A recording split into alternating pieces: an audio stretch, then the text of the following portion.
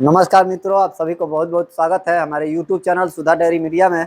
तो दोस्तों, आज हम वीडियो बछियों के ऊपर लेकर आए हैं। हमारे बछियों को समस्या आया था, कल लाइव आकर मैंने बताया था, बहुत जानकारी लोग दिए, दवा भी बताए, लेकिन हमारे जो डॉक्टर साहब है आए हैं आज हमारे पास और बछिए सबको पानी भी चढ़ाए और कौन कौन सा इंजेक्शन मिलाकर चढ़ाए सब उनसे पूछेंगे। और आप लोग का एक हमेशा सवाल रहता है रिपीटिंग समस्या के लिए, तो आज रिपीटिंग पर भी आप लोग के लिए वीडियो लेकर आ चुका हूं, क्योंकि रिपीटिंग का तो समाधान नहीं है लेकिन इलाज है।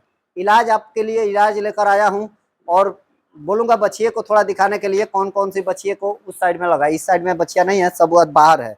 पहले बछिए को दिखाते हैं और तब जाके यहाँ पर बनाते हैं वीडियो। डॉक्टर साहब से बात करेंगे। सभी बछिए को, वहाँ जितनी भी बछिया है सब बछिए को आज पानी चढ़ा, इंजेक्शन लगा। अब आइए डॉक्टर साहब के पास हम बात करवाते हैं यहाँ से, क्योंकि डॉक्टर साहब से मिलाना जरूरी है। डॉक्टर साहब का परिचय लेते हैं। तो डॉक्टर साहब से गुजारिश करूंगा थोड़ा कैमरा के सामने आप आइए यहाँ पर और साथ में अपने बात करते हैं। तो डॉक्टर साहब, पहले तो आपको दिल से धन्यवाद कि हमारा मतलब आपने जिम्मेवारी लिया बछिया सबका। हमारी बछिया मतलब इतना बछिया और बछड़ा मर रहे थे और आप आते ही प्रॉब्लम सॉल्व कर दिए। लगभग मेरे को विश्वास हो गया है कि 90% सॉल्व हो गया। अब विश्वास हो जाता है तो सॉल्व हो ही जाता है। लोग बहुत बोले इन्फेक्शन है, ये है, वो है, लेकिन आप अब अपना अनुभव बताइएगा जो भी हकीकत है, किस कारण से हमारा ये हो रहा है, और अपना छोटा सा परिचय दे दीजिए हमारे दर्शकों को। मेरा मोहन कुमार ओझा नाम हुआ। मैं नैनी जोर बायोप्सी सेंटर से आज आपका बच्चिया के जब हम देखे हैं तो आपको बहुत ज्यादा बच्चिया डिस्टर्ब हुई है। हाँ, जो डेड कर गई है। हाँ, अभी इसको समस्या ये है कि मौसम चेंजिंग हो रहा है। हाँ, ठीक, हाँ, इसके वजह से आपको डायरिया का शिकायत है बच्चा हाँ, को। हाँ, इसी कारण से उसको वीकनेस हो रहा है। हाँ, हाँ, पर लाइटरिंग होते होते उसको हाँ, वीकनेस हो गया। वीकनेस होने के कारण हाँ, उसको इम्यूनिटी पावर डाउन हो गया। हाँ। इसी कारण से वो डेथ हो गई।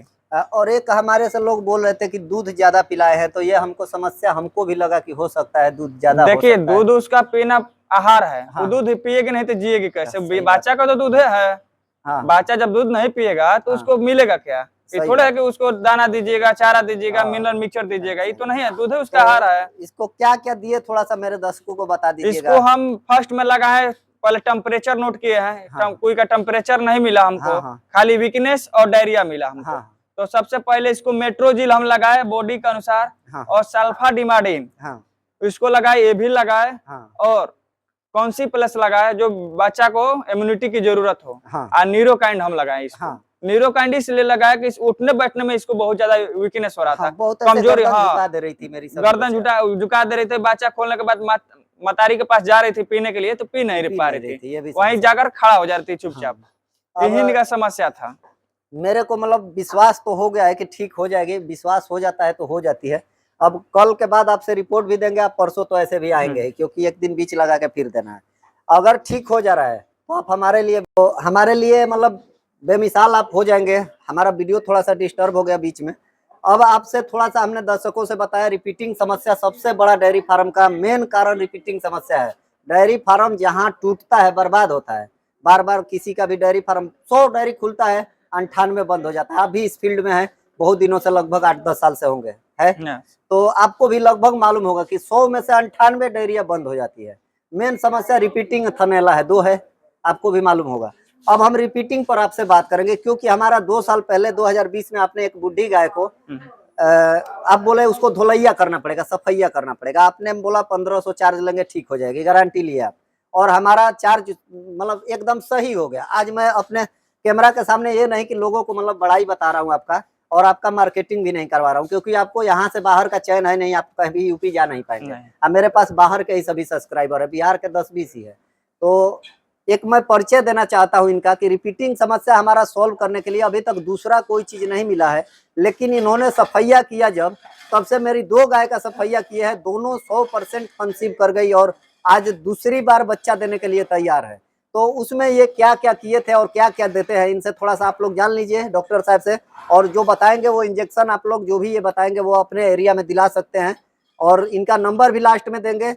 जो बिहार के होंगे वही इनसे कांटेक्ट करेंगे, बाकी बाहर वाले फोन मत करना, क्योंकि परेशान हो जाएंगे आप लोग के चलते, क्योंकि इनके ऊपर भी बहुत प्रेशर है। एआई वर्क इनका है, दिन भर लगभग दिन भर में ये 20-25 एआई वर्क करते हैं। उसी में भी मतलब वेटनरी का पूरा इनको जानकारी है, तो वेटनरी का पूरा काम संभालते हैं। जैसे आज मेरे बच्चियों को संभाले, और उस गाय को दिखाना चाहूंगा, उस गाय को जो प्रॉब्लम था उसका सॉल्व किए। ये गाय का प्रॉब्लम क्या था डॉक्टर साहब, अभी इंजेक्शन क्या क्या दिए, किस रोग का लक्षण इसका क्या था? कल से मतलब ये गाय खा नहीं रही थी परसों से, तो यहाँ गले में कोई प्रॉब्लम था? इसको सबसे पहला मैं तो बैठी हुई थी, हाँ तो इसको आए तो हम पहले टेम्परेचर नापे, हाँ तो इसका टेम्परेचर मेंटेनेंस था। हाँ इसको हम सब बॉडी को चेक किए, सब हाँ। जगह से मेरा को सही मिला। हाँ इसको आप बताए कि एक दिन खाना खा रही थी, वही समय ढांसी, हाँ ढांसने के बाद इसको ढांसी लगता रहा है, हाँ माने 1 घंटा 2 घंटा 3 घंटा पे इसको ढांसी आ रहा है, खांसी आ रहा है। तब हम इसको गैस किए, हमें इसको पूरा डायग्नोसिस अपना देखे, तो हमको ये अनुभव हुआ कि खाना खाते समय हम लोग को भी होता है, आदमी को भी होता है, खाना खाते हैं छींक आ जाता है, चाहे सड़क जाता है, तो हम लोग का कंठ में दिक्कत होता है, दर्द करने लगता है। यही हम इसको चेक किए तो हमको डायग्नोसिस ले पता चला कि सेम यही कंडीशन है।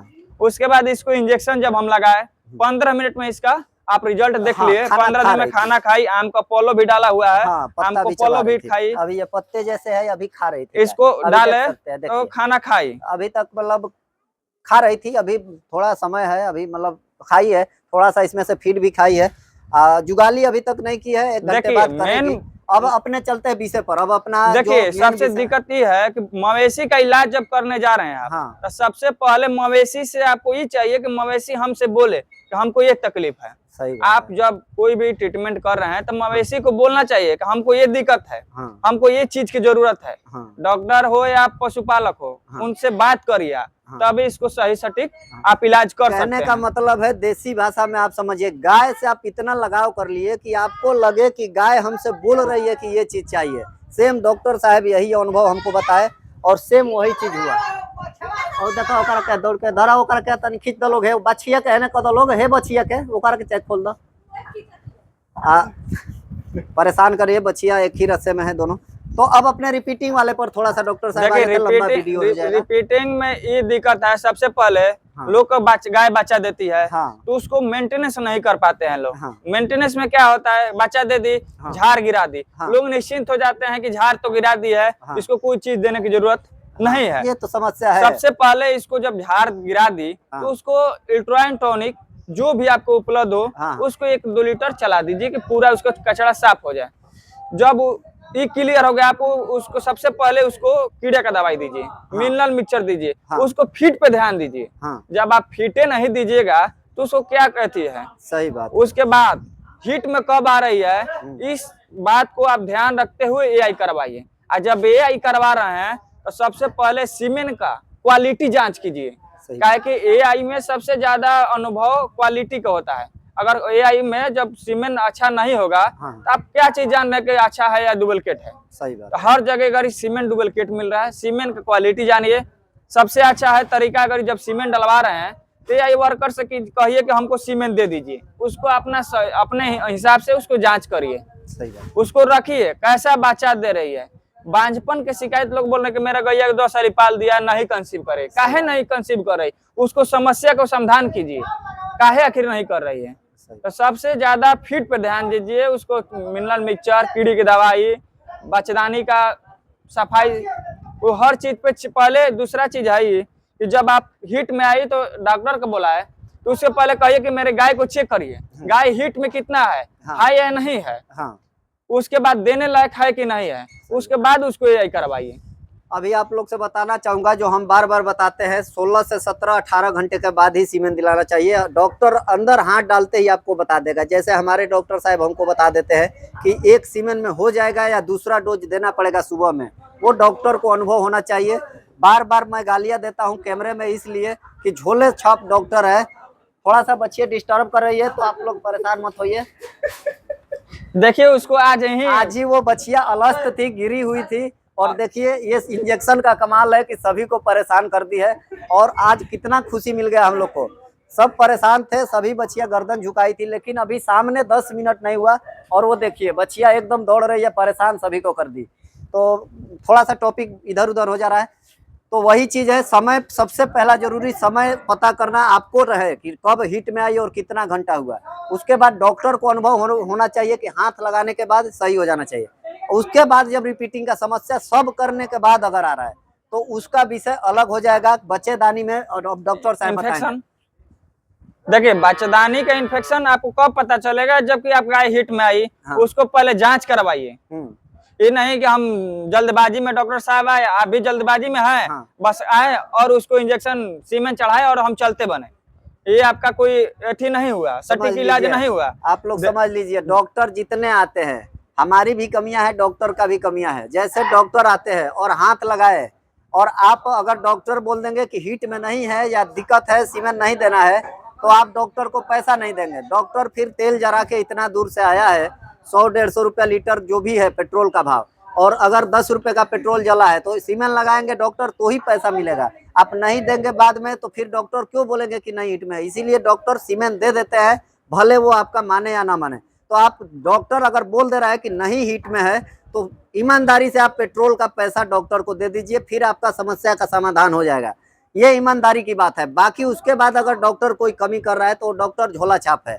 बाकी रह गया बात हमारे डॉक्टर साहब का अनुभव के हिसाब से, जो भी है, जब इन्फेक्शन हो जाता है उस समय कौन सा दिया जाता है, वो सब डॉक्टर साहब से कभी भी आप कॉल मेरे नंबर पर करिएगा, हम आपको गुप्त में ये रखेंगे, क्योंकि सभी को सब चीज बता देंगे तो समस्या होता है। फिर डॉक्टर साहब को भी बिहार में रोजगार करना है, बाकी रोजगार भी चाहिए। हम मजाक नहीं कर रहे, सीरियस बात है, नहीं तो सब लोग डॉक्टर ही बन जाते हैं। नहीं, कभी भी आपको इलाज करना है तो डॉक्टर के देखा अनुसार ही करना है, डॉक्टर के सलाह के अनुसार ही करना है आपको। हाँ। ये नहीं कि अपने इलाज करिएगा, अपने इलाज करिएगा तो फायदा के जगह पर नुकसान हो जाएगा। सही बात है। कभी भी कोई भी बड़ा डॉक्टर होता है वो अपने घर के इंसान का जल्दी दवा नहीं करता, अपने बच्चे का कोई बड़ा डॉक्टर ऑपरेशन नहीं करेगा। उसी टाइप से इसमें है, खुद अपना पशु को अपने कम मतलब दवा कीजिए, छोटा मोटा बीमारी है वो खुद कीजिए। एआई वाला जो अंदर का काम है, बच्चेदानी का अंदर का जो भी काम है, वो अपने ऊपर रिस्क मत लीजिए, क्योंकि आपके घर में नॉर्मल डिलीवरी होता है तो भी सिग्नेचर डॉक्टर करा लेते हैं। तो अपना रिस्क कोई भी अपने ना ले, इसमें हल्का फुल्का डॉक्टर का जिम्मेवारी दीजिए।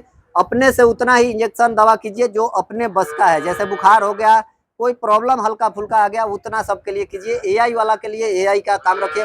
अंदर अगर आपको अनुभव है तो कीजिए, बाकी जो नॉर्मल से लोग होते हैं वो खुद करने लगते हैं। मैं एक रिपीटिंग के लिए आप लोग को हर एक बार वीडियो बताता हूँ कि फिनाइल का जो गोली होता है वो डॉक्टर से बच्चेदानी में डलवाइए। कितने लोग होते हैं बता देने के बाद खुद ही हाथ डाल के डाल देंगे, तो वो गलत काम है। अपने से नहीं डालना है, डॉक्टर को पता है फिनाइल कभी भी अंदर बच्चेदानी इन्फेक्शन काटता है, तो वो डॉक्टर जब बताएंगे तो ही डालिएगा। तो उसका उचित मात्रा होता है ना जी। हाँ। आप उचित मात्रा में नहीं डालिएगा तो नुकसान की जगह पर, फायदा की जगह पर नुकसान हो जाएगा। सही बात है। दवा भी है, दवा जहर भी है, तो ओवरडोज हो जाएगा तो प्रॉब्लम होगा। अभी आज का वीडियो इतना ही रहेगा। डॉक्टर साहब हमारे यहाँ उम्र कम है लेकिन अनुभव ज्यादा है। हमारे बड़े डॉक्टर जो थे, बूढ़े डॉक्टर बाबा हमारे, उनको आप देखे ही थे, वो वेटनरी में वो भी एक मास्टरमाइंड है। 57 साल के अनुभव वाले हैं। और ये भी डॉक्टर साहब कितने साल का अनुभव है, ये मेरा 13 साल का अनुभव है। देखिए, लगभग उम्र 30 साल होगा, 32 साल और 13 साल का अनुभव है, तो आप सोच लीजिए कितने कम उम्र से इस लाइन में घुसे हुए हैं। तो ऐसे ऐसे डॉक्टर हमारे पास भी है। लेकिन समस्या कहाँ होता है, जब ऐसा इमरजेंसी कोई लोग नजर वाला जब प्रॉब्लम आ जाता है। हमारे फार्म पर थोड़ा सा ये ज्यादा प्रकोप है, लोगों का दृष्टि पड़ा हुआ है, क्योंकि अचानक कुछ अलग हो जाता है तो लोग जलने लगते हैं, वही समस्या है। बाकी सब समस्या का समाधान हो चुका है। अब ऊपर वाले जो भी आगे ले चले। डेयरी लाइन बहुत बुरी चीज है, ये बार बार मैं बताता हूँ, और आप लोग के साथ जुड़ा रहूंगा। हर एक चीज छोटी मोटी जानकारी देता रहूंगा। कुछ गलतियां भी होगा मेरे से भी, आप लोग भी देखेंगे, गाइड करेंगे। जो हमसे गलतियां हो रहा है उसको आप बताइएगा, बाकी हम बैठे हुए हैं। चलिए, सभी को जय श्री राम, जय श्री राधे। और आप लोग ऐसे ही प्यार दुलार देते रहिए, और वीडियो को ज्यादा से ज्यादा किसानों तक शेयर कीजिए, ताकि जो जो डॉक्टर साहब बताए उस पर ध्यान लोग दे। बाकी ओवरडोज कोई दवा का ना हो। चलिए, सभी को जय श्री राम, जय श्री राधे।